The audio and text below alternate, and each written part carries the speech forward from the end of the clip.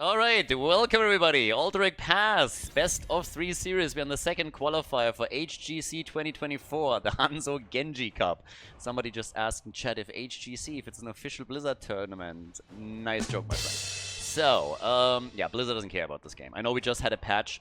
I actually went to Reddit when the patch notes dropped, and the only line that I wrote in the chat, in the comments, was like, "I'm just here for the copium." I think it's one of the most upvoted comments in the entire thread. But yeah, either way, this is playing on the North American server. We had a lot of tournaments already for Europe. So right now we are having a tournament on NA. European teams, Korean teams are still able to participate, obviously, but they have to play cross-server, and also the starting times are a little bit better for the NA boys and girls. But I have to say, I love the team names that we're getting for these. So first of all, it was really cute. The blue team called Sexy Probius.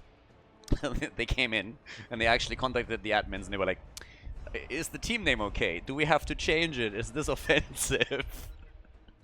And I was just thinking, have you seen the team names that some of the European teams give themselves? Especially the Polish and the Russians, who for some reason think we don't have translators. So yeah, you're fine. Sexy Probius is totally okay. You just have to play Probius at some point, because again, it's more like a promise, right? My personal favorite for the tournament, on the other hand, is over on the right side. Porky, the captain of the game, of the team, with Squeal Team 6, which is just amazing. Every single time I look at the bracket, I see that team name, I gotta laugh a bit. Oh, it's incredible. But yeah, anyways, so we have, I believe, $1,000 in prize money overall for the tournament. It's a bit of a smaller one, so we have 2 qualifiers that funnel then straight into the finals, essentially. And if you haven't watched the games from the first qualifier yet, here's also a quick reminder, we don't have any special draft rules for this one. So over the last, I want to say, year, we mainly ran tournaments that have special draft rules. You can't pick a hero more than once within a series. Maybe there's some pre-bans and so on and so forth. We had bounties in the last event. All of these things are gone. This is as vanilla as it gets. So everything, just normal game, just like back in the day. That's essentially what's happening here. And also noteworthy that 2 teams out of every qualifier qualify, which means we don't play the final. If the players say like, hey, we really want to play the final, then maybe we're going to throw it in. But if you're watching this, let's say on YouTube later, and you're wondering, hey, after the semifinals, where's the final match? There is no real final match, because these guys already qualify with victory in the semis. And then we have a last chance qualifier, which is also going to happen where the best teams out of the 2 qualifiers make it in. In total, I believe we qualify 6 teams for the finals. So we start things off with Blaze. We got Diablo and Brightwing. I have a Fruitfly story for you guys as well. Ha, yeah. A lot of stuff has happened. We had a break for a week because I went to the 90th birthday of my grandmother in Germany. And a lot of stuff has happened in the meantime. So Junkrat and Nubarak start things off. I mean, it's Alterac Pass, it's a bigger map, but I still want to see when exactly they're going to play Probius. If you promise me Probius with your team name, then I definitely want to get Probius at some point. Vikings have been banned, which is kind of unfortunate. It was every single time something like the Vikings get banned, I'm getting a bit salty, because I'm sitting there thinking, was that an option? Is that something I could have gotten? But yeah. Hanzo gets banned. Always very happy with that. Again, he's the guy that drives you insane at any Starbucks, because he has this insane order where he wants like the extra shot of that, the soy milk instead of the normal milk, like heated to a certain degree with a little bit of double foam and whatever. You've all seen some of those insane Starbucks orders. Bottom line, everybody hates Hanzo. Blue team with a double pick. Samuro gets banned as well. Where the hell does Squeal Team 6 ban all of fun heroes? Rhaegar and Vala. Vala, I don't think we're going to get a double support for her. So are we going to get an arrow build from them here? Or are they just still saying like whatever and go for an auto attack play? If they're stacking on level 1, then Vala has to be a bit careful, because given the combo that they're running, they won't be able to protect her throughout the entire game. Sylvanas, that's always nice when you get the objective, of course. So we get Genji together with that. So Genji, Sylvanas for the damage on the side of the red team. And our final pick before we're heading into game number 1. Still need a side laner. I mean, there's plenty around. They could play the Haka if they want to have a global here, but Urel would obviously work extremely well with the Nubarak. So if you want to go for the Space Goat, then here's that chance. And would also help them a bit with space control, especially against Diablo and Blaze here. So, Urel? No Urel? A little bit hesitant over here. Whoa, hello, what is that? Ragnaros, okay. Ragnaros as a side laner with that combo? Damn, guys, that is a bit ballsy. Map number 1, everybody. We got Sexy Probius without Probius going up against Squeal Team 6. Let's go. Game number 1, Team Sexy Probius on the left in blue with Calamanzi on Rhaegar. We got Tamisk on Vala, Yotak on Junkrat, Dark Horse on Ragnaros, and Sovereign on Nubarak. And on the right side of the map, oink oink. Squeal Team 6 with Porky, the man himself on Diablo. This time obviously with no ping problems because he's playing on the NA server. We got Brandon on Genji, Chaotic on Sylvanas, Nintori on Brightwing, and Nas is playing Blaze.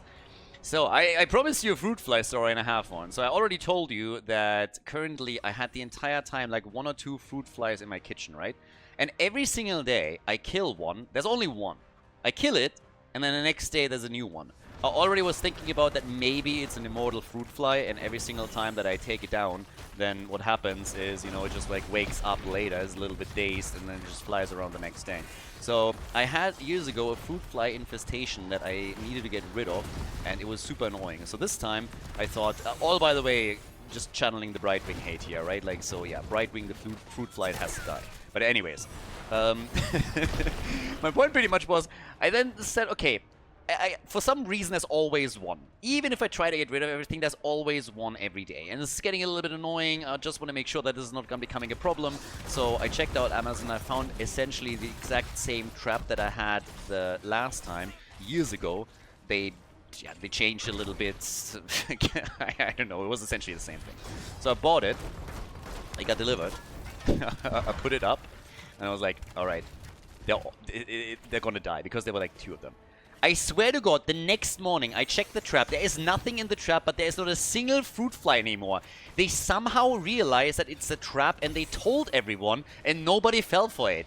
I was so pissed. I was like, I want my revenge. You've been buzzing around the entire time and now they just disappeared. They're not there. I checked the trap twice. There's nothing in there. They somehow knew that a trap is being set up and they just disappeared and they escaped. And then a friend of mine told me, like, well, that's great, right? So you got what you wanted. You don't have none of them anymore. And I was like, it's not really what I wanted. I wanted revenge. I wanted them all to die, and they didn't. I mean, I guess at the end of the day, the trap really worked. But not the way that it was supposed to. It's actually called Ninja something. So it wasn't so ninja after all. They somehow got wind of it. They all knew, and then they just ran away. It was a sad day. In Casa Khaldor. But yeah, anyways, and that's all, again, Brightwing. So, Vala, by the way, talking about the game a little bit, as we head through the early game. We're 2 minutes in right now, and Vala has actually decided that she wants to go for auto attacks. Hasn't really unleashed a lot of them, though. She literally hit 1 auto attack in the last 2 minutes. And there's the second one. I mean, at that pace, my friend, you're gonna have a problem. 1 auto attack per minute is going to be a little bit tricky. I don't think that Vala is gonna get a whole lot of damage as the game continues. It definitely doesn't look like it. They want to get the camp though now. And yeah, Rhaegar's gonna help her out here. But I'm a little bit worried looking at the stacks. The composition in and of itself is already a bit difficult simply because they don't have the double support that you oftentimes run when you're playing Vala with an auto attack style. She will die. Eventually. But you need a few more stacks than that. But okay. Anyways, objective is up as well. Ragnaros at this point also playing it out with the Blast Wave play. I honestly think that we are going to get... I think we'll get Lava Wave here. This is North America after all. And on any other server... First of all, we wouldn't have gotten Ragnaros in the first place. But on any other server, I would have said, okay, it's going to be Sulfuras. You engage with the Nubarak, try and get the stun, maybe a trap from Junkrat to follow up on it, and then you just hammer it down. But I think they're going to go on a big map like this for Lava Wave. So that trade is also going to be great for him when he goes Molten Core, but let's see if they can actually do something with this. Vala's finally hitting some attacks. Good for her. We're looking at 10 stacks now. We're getting somewhere, boys and girls. Courtesy of Brandon, by the way, who engaged deep and allowed Vala to get some easy shots off, has now specced straight into Hot Pursuit, as you would expect, obviously. So, yep, there's that. In the meantime, top side. We have the first wall already destroyed. They're not really going for the objective yet, but we have level 7 talents kicking in for the two teams. Kalamanzi on the run away here. Yeah, Ragnaros is also going to be good, but Sylvanas is pushing. So they essentially are setting two pushes up, one at the top and at the bot lane. Oh, and Ragnaros, that's a kill. Yep, Swift Strike to the rescue. That's the last hit here together with Sylvanas, and Ragnaros is the first one to fall. So we have a kill for Squeal Team 6. And yeah, the Blistering's attack over here, the only one that just got burned was Ragnaros himself. And Sylvanas together with our Fruitfly Brightwing is immediately coming in and starting to take that fort down. And damn, that's a lot of damage. Whew. Not even 5 minutes in and that thing is down to 50% of its HP, and they're not even stopping there. They're going for another attack. They're trying to take Junkrat down. He's in trouble, and that's a kill as well. Junkrat goes down, and so will the... Well, can he get the trade through? And the answer is yes. All right. Molten Core it is, saving the day, at least for the moment, but I don't think that they can hold that fort for long. Yeah, get some of the damage out. As you can tell, they don't care. They're like, we're gonna take this thing no matter what. And matters are getting worse for Sexy Probius, because not only did they lose their fort at the bottom of the map, they also lost the one at the top, and they lost the objective. Oh, they're getting a little bit outclassed here. Level behind, we got level 10 versus level 9. So heroic abilities are now in for the red team. That gives us mind control for Sylvanas. We get Apocalypse for Diablo. And the big question, of course, will be how long is it going to take the blue team to catch up and get level 10 abilities as well. Because without the heroics, they're going to be in for a rough ride here. I mean, thankfully for them, this is only the first objective. So it's not that strong yet, but it is definitely going to hurt quite a bit. And again, bottom fort is gone. Top fort will fall now. Ragnaros has absolutely no chance defending it, especially since he should still be on cooldown with Molten Core. And he's also getting ganked, and that is another kill. Huh? Should be. Right, there we go. Took them a second longer than I thought, but they're not stopping there. They're going for a Nubarak. That's a double. Here comes the triple as they take Rega down. Nice. Job well done. We get Lava Wave, and what's more important, guys, we get Rocket Ride. I like these guys. I like Sexy Probius. They might not win the game, but they're definitely going to win our hearts here. Lava Wave, let's go! And they don't care. That didn't do as much as they were hoping for. The keep is getting attacked. Squeal Team 6 wants to go for a quickie here. 5 kills to 0 thus far, and it has been one-way street Heroes of the Storm. I mean, they're going through their opponents like hot butter through cheese here, and it is rough. And by the way, if you haven't seen that yet, we actually have now finally also some hot butter through cheese merch in the shop. The link is in the description, especially if you're sitting on YouTube. And I've seen pictures. People sent me pictures. Some got the shirt, some got the mug, but I've seen pictures with it. I swear to God, the shirt looks amazing. If you're wearing that in public and you don't get at least a couple of people asking you what the hell that is, then I don't know what's going on in the society. So yeah, it's going to be amazing to hear those stories. But yes, if you haven't seen that yet, you can check out the link in the description. Anyways, with one keep not destroyed, but damaged to, what is this, 60%? They are far ahead. Couldn't do a lot of damage in the middle, though. All the defense was essentially focusing on the middle lane and hoping that they were able to get this. I just need a couple of nice Rocket Rides here. If you already play that out with Junkrat and Rocket Ride, then I want to at least see a couple of good ones. Yeah, Nubarak with full carapace. They're actually trying to go for boss down at the bottom of the map. And, uh-oh, they're sniffing it out. Diablo knows. And the rest of the team is slowly rotating. Genji is the exception. He's going for the keep at the top, and he's going to get it. The boss gets leashed. Rocket Ride. No! The timing! Not like this. They couldn't get it. It would have been so good if they just could have killed him with a Rocket Ride. Genji's going to get that keep at the top, by the way. Oh my god, this is just sad. It would have been amazing. Junkrat is back to business, but it would have been so damn good if they could have gotten the kill with a Rocket Ride attack. The keep indeed has fallen, so now it's 6 kills to 0, a 2-level advantage for the red team. And the next objective is popping up on the map as well, so they're trying to go for that, and I don't think that the blue team can contest this. I mean, let's be honest here. They are a talent down, they're 2 levels down. That's going to be a rough one. Alright, Ragnaros gets at least the wave here. Should also get another one. Yep, there's the second spawn. that at least gives them some experience, and they can push the top lane out a little bit. This is the one that is the biggest issue for them currently, because they lost their keep. Constant catapult pressure as a result is a given. But yeah, they're about to hit level 13, so that would be the moment to try and fight. I just don't know if they can here. I mean, they're gonna have to try. They are clearly the underdogs. So this is the first round of the tournament of the second qualifier, and they are definitely the underdogs here. First of all, kudos to them for signing up in the first place, but they're also going up against a rough contender here right from the get-go. And we have a couple of European teams here as well. We already had them in the first qualifier, but they weren't able to get the ticket. It would be nice if they can qualify for the finals. So we see a little bit more of that NA versus EU action. I mean, again, it's not really... It's always with the ping disadvantage because you have to play cross-server.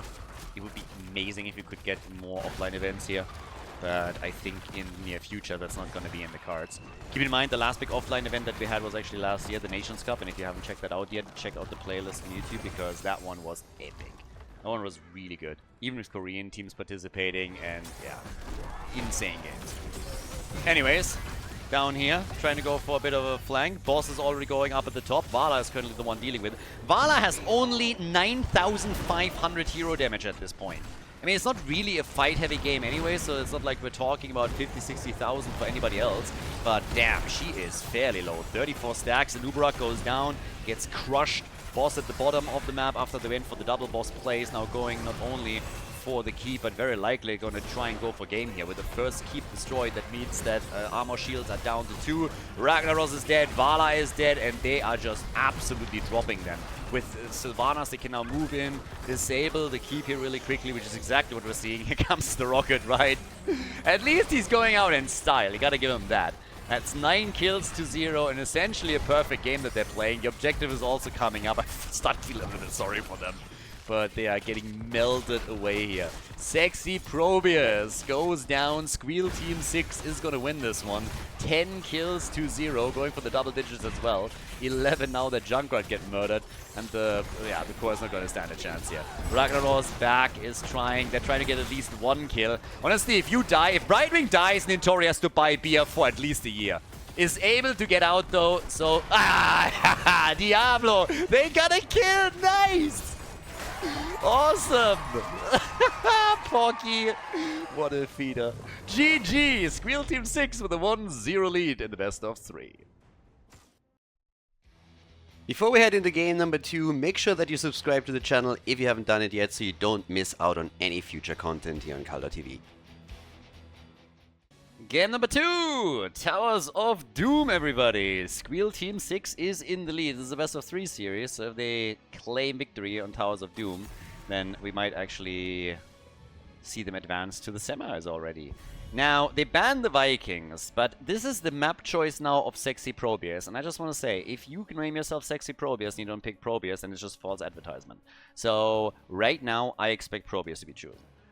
Then again, if Squeal Team 6 now thinks, you know what, guys, what if we ban Probius? Then I'm gonna... I think then...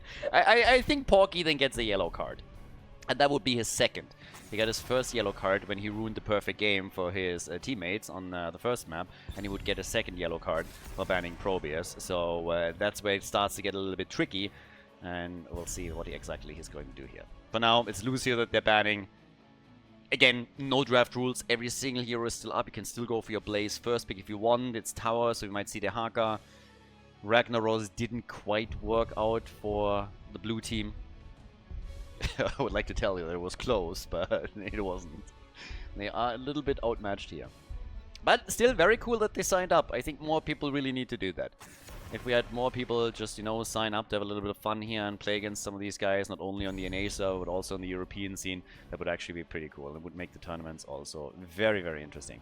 So, first pick for the red team. Let's see what we're going to get from them. Are we going to Blaze? Is it going to be Dehaka? Are they going to go for the side lane in the first place? Or is it going to be a different opening here that they're going to lock in?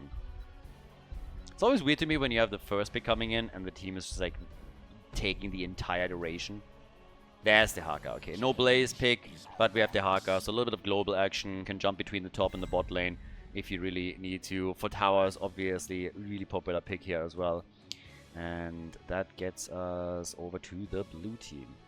Also, you might have noticed something is different today. I'm wearing normal clothes, and you know why? Because the AC in this room is working again.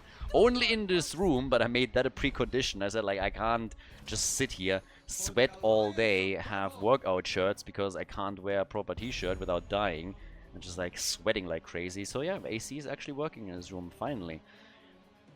We're still supposed to get a pretty heavy thunderstorm this weekend, so maybe it wouldn't have been necessary anyways, but it's just nice that you have now a room that's a little bit more cool, because when all of these lights are on, the PC and everything, believe me, this one was a sauna. I believe when the AC was started for the first time, this room had 30 degrees or something. So, yeah, it was just like... White main and Maiev. Ooh, Maiev. Pork and Maiev? Are we gonna get Maiev main tank? Europe has played that a couple of times. I wouldn't really put it past North America at all, so try that out here. I actually think today we had outside, I didn't check, but the forecast was 32, 33 degrees. So now it's supposed to drop a little bit because of the thunderstorm that we're getting for a few days, but it's gonna be good. It was really nice today. Long bike ride again. We did our 140 kilometers today. I have my morning workout routine right now. Easy workout, nothing crazy. Most of the stuff without weights, just some crunches, push-ups, shit like that. Nothing fancy. I added a new leg exercise to it. It absolutely destroyed my legs. I added it without weights, and I was just like, let's just do it with body weight first. And yeah, some of the muscles there are apparently not really getting targeted, even when I'm cycling. And again, I ride around 15,000 kilometers a year. And I had, like, I was in pain the entire day today. It was ridiculous. But that just means it was a good addition to the routine. So yeah, definitely something that I needed to hit and didn't. But I was quite surprised. I was like, I would have expected that if I immediately included some heavy weights, but I didn't. This was supposed to be like the easy style. So we get a Vala this time for the red team. Apparently want to show them how it's done. And indeed, Maiev is being played as the main tank. Now we also get Medivh with it. So you have white main Medivh now to cover for Vala. And that is definitely going to be an auto attack style. That Maiev main tank is something we're not going to see too often. But again, remember that the blue team is, oh sorry, the red team is also a heavy favorite here. They are, I mean, they nearly played a perfect game on map number 1. So obviously, they should be able to pull that off. Probius? Oh, I'll take that. I was about to complain when Probius didn't appear, but hey, I'll take the Butcher. I love these guys. Sexy Probius, look at this. Butcher main tank. These guys are amazing. They're incredible. I love them. So they should just be allowed into the finals just because of the team compositions. Towers of Doom, everybody. Map number 2. Sexy Butcher against Squeal Team 6. Let's go. Game number 2, everybody! It's party time over here. We have a Butcher in the house, and it's gonna be glorious. On the left side, we get Mephisto, played by Dark Horse, Calamanzi on Anduin, Sovereign on Urel, Yotak on Falstad, and Tamisk is playing the Butcher. Oh yeah, I'm totally here for that. It's gonna be incredible. Butcher plays from them, and let's see what they can do. I'm actually getting a little bit mean here. I didn't even choose the red team. We have Porgy on Maiev, Nintori on White Main, Chaotic on Vala, Brendan on Medivh. Let's go, Brendan! And Nas is playing Dehaka. So, time to shine. And, well, let's see how much damage they can actually do right now against the Butcher. Or if the Butcher is now just going to win the game. That would be amazing. Pick Butcher, win the game, and yeah, just take it from there. Vala stacking a little bit faster, by the way, on the red team side than she previously did for their opponents. So, yeah, currently doing pretty well here. Already sitting at 13. So, Medivh talking about stacks. He might lose a few. He has 5 currently, but is still able to get out of this. So, not too big of a problem for him. And the chase is on. Soman maybe in trouble. And he's down. Urel is gone. Anduin is gone. The Crybaby gets destroyed. 2 kills to 0 as the game starts off quite nicely for the red team. So Squeal Team 6 is definitely in charge. Making the big plays, setting the agenda on this one. Top side has also been established. We have a global on each side. And yeah, seems like Falstad is a little bit worried. Escapes immediately. Doesn't even try to stick it out. We have now the next attack coming in on those pumpkins. So maybe an invade? Ooh, blue team doesn't even get theirs. That's bad news. I thought they were busy taking their own camp. It looked like it on the minimap. Didn't go for it though. That is a little bit of a problem, to tell you the truth. And the red team is immediately taking advantage of that and saying, you know what guys, if you don't take your own camp, then we're going to be happy to oblige, and we're going to take the double pumpkin camp at the bottom of the map and going to use that to our advantage. So this is exactly what we're getting here.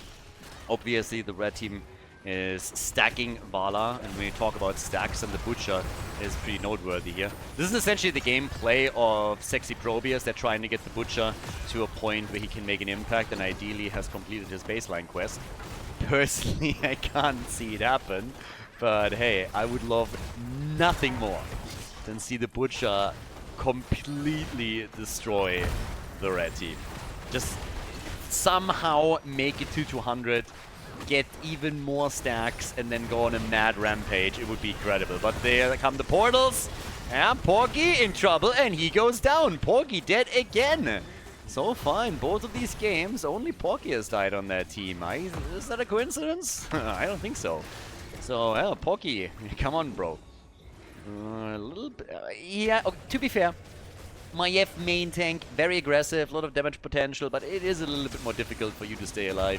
You have a couple of tools, of course, with Maiev where you can escape, as essentially it is still quite tricky if you're the main target of your opponent. If Medivh is leaving, leaving you to hang out to dry. I don't want to create the next hot butter through cheese here, but yeah, my brain is currently not working. Anyways, if Medivh is not really paying attention to you, then yeah, that's a problem. Kudos also to the blue team for already getting one of the altars, so they're not getting 40-0'd here. That's already a given.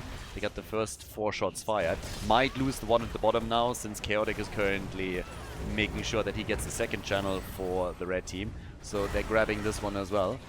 Yeah, so far so good. And with level 7 talents and elite, they're trying to make a move here. 69, nice. Stacks for the Butcher. So, Butcher is on 69 right now, working on a few more. That's not too bad. We're 3 minutes, 4 minutes in, and he's nearly halfway done, as long as they're ensuring that he is not going to die here. This is going to be pretty okay for him, or at least it should be. So, yeah, next attack is already coming as they're moving over towards Porky. They want to take Maiev down again, but they're losing Urel in the process. So, yep, Urel gets murdered. The chase is on the other hand. They want a little bit more. No! The Butcher! And, oh my god! 5-man team wipe. Entire team gets murdered. And that is possibly the bell tower at the bottom of the map now too. Urel was the first one to fall, and then afterwards the rest tried to escape, but a quick portal set up by Medivh allowed them to chase them hard, and they just dropped everyone. Butcher, of course, also dropping some meat here, lost 20, is now sitting at 62. And this is a big leading experience. 7 kills to 1, and the gap is widening. It is widening quickly. Level 10 is in reach. The next objective is spawning. This time it's a single altar at the bottom of the map, so it's only 5 shots fired, considering that they got a bell tower conversion already earlier. But we also have Vala on 100 stacks, so she is doing extremely well on her damage output. And we're not even talking about level 16 abilities yet, where she is going to pick up Manticore to get some extra synergy. But the next attack comes in with a ley line attempt, hoping to slow them down. Obviously, the Haka is still sitting at the top and doing his job there against Falstad. The two could join the bot lane fight whenever. Some of bell towers might be nice, but they're just happy for now to maintain the control of the one at the bottom. Channel is happening though, so they're getting the channel up. There's the 5 shots that they're now firing, and boom, 27 to 36. Level 10 abilities are ready. Isolation is being used, and Falstad gets soloed. Nice. Really cool play over here. Soloing Falstad, easy peasy. Dropping the ult and, yeah, dropping him a second later. So that was a very nice job by them. And, yeah, well done. Now, obviously, the next question then would be, what else can they actually pull off at the mid and top lane, because what their next goal has to be is a second bell tower conversion. If you really want to run the game and fully use momentum, then just pressure the remaining lanes. And it is kind of what's going on right now, I suppose. 100% there yet, but there's the next quick push, and they go for the Butcher. No, he's gonna die again! Ugh, and he loses the stacks. Butcher is gone. That's kind of unfortunate. So he's down, and now they're making the quick play for the mid lane bell tower, just as I talked about a second ago. Medivh is nearly done with the stacking too. He's sitting on 39, so only one missing, and then he completes his quest. Vala's 119, which puts her with 24,000 firmly in the driver's seat on the damage output. Yep, not a problem for her. And again, it's consistently these portals that are being set up by Medivh that really threaten the backline of the blue team. They're having huge problems also playing, of course, without a real main tank. So they went pretty much for Urel main tank, which is also getting reflected in her ult. She went for Sacred Ground, the Butcher with Lamb to the Slaughter, but they weren't able to get a whole lot here. They're trying to reconvert the bell tower at the bottom of the map and trying to grab it. But, yep, it's tough times. Now over here, Nintori is going for the channel. Making a move right there. Yeah, shots fired. And boom!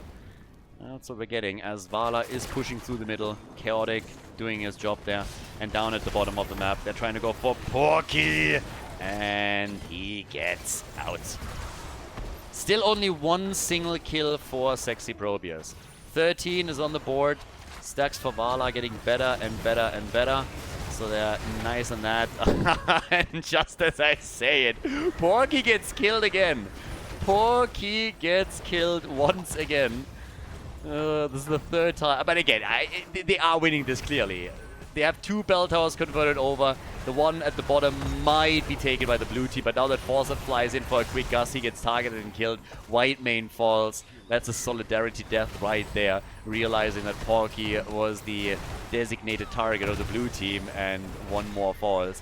Problem is that now they're also... This is, by the way, this is looking pretty epic. Nice. But yeah, Medivh is gone. He completed his quest earlier, so that's a few more kills for the blue team. I don't think it's going to be enough for them to bring this back. Vala is also taking the top bell tower, so even with them now maybe retaking the bot lane.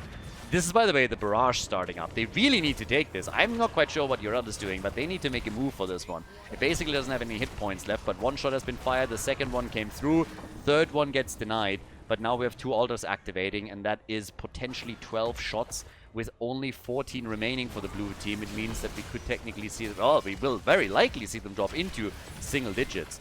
They are, on the other hand, 2 levels behind, but not a talent. So that might give them some hope. Butcher is at 97 stacks.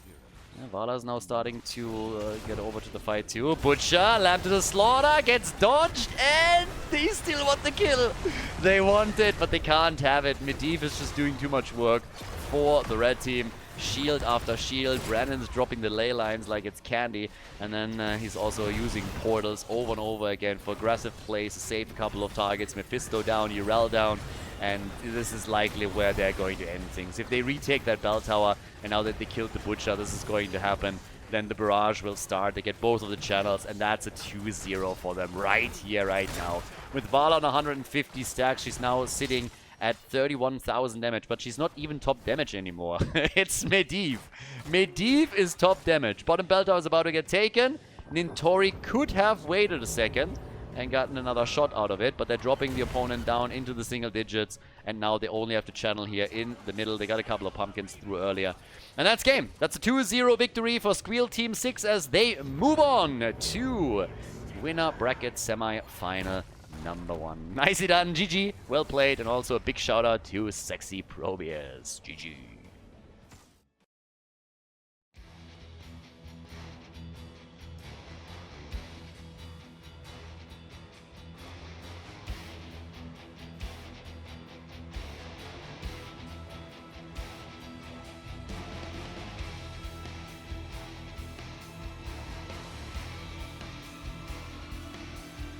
Thank you everybody for watching the video today. I hope that you enjoyed the show and the commentary. And keep in mind that the spoiler protection that is going to run for the rest of the video is made possible by all the support on patreon.com. So guys, if you want to support my work, if you want to help me start new projects and keep the spoiler protection in place, please consider heading over to patreon.com/Khaldor. There's also a link in the YouTube description, and check that out. Thanks in advance, and see you guys next time with more esports coverage here on Khaldor TV. Have a great day.